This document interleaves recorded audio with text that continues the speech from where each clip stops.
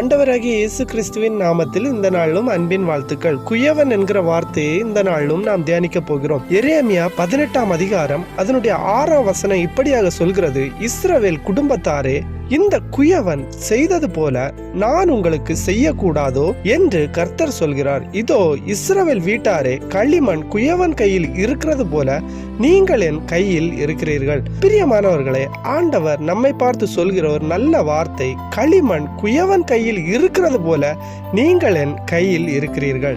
அப்படியானால் நம்முடைய ஆண்டவர் குயவனாய் இருக்கிறார், நாம் அவருடைய கரத்திலே களிமண்ணாய் இருக்கிறோம்.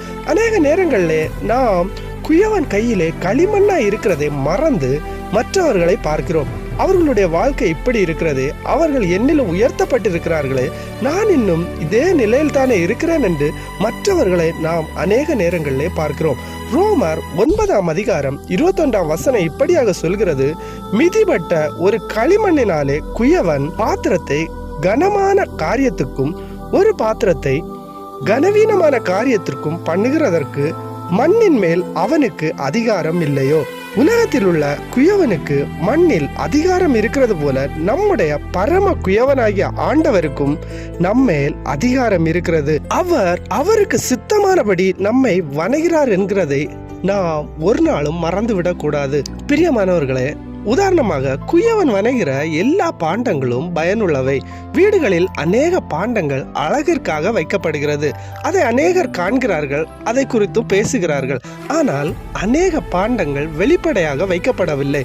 அவைகள் உபயோகம் சமையலறைகளிலும் தானியம் சேகரிப்பதற்கும் அது அந்தரங்கமான இடங்களிலே பயன்படுத்துகிறார்கள். பிரியமானவர்களே, நம்முடைய குயவனாகிய ஆண்டவர் அவருடைய சித்தப்படி வணைய விரும்புகிறார். நாம் செய்ய வேண்டியது களிமண்ணை போல நம்மை விட்டு கொடுத்து அவருடைய கரத்திலே இருக்க வேண்டும் என்பதே. எரேமியா 18ஆம் அதிகாரம் அதனுடைய 4ஆம் வசனம் இப்படியாக சொல்கிறது: குயவன் வணைந்து கொண்டிருந்த மண்பாண்டம் அவன் கையிலே கெட்டு போயிற்று.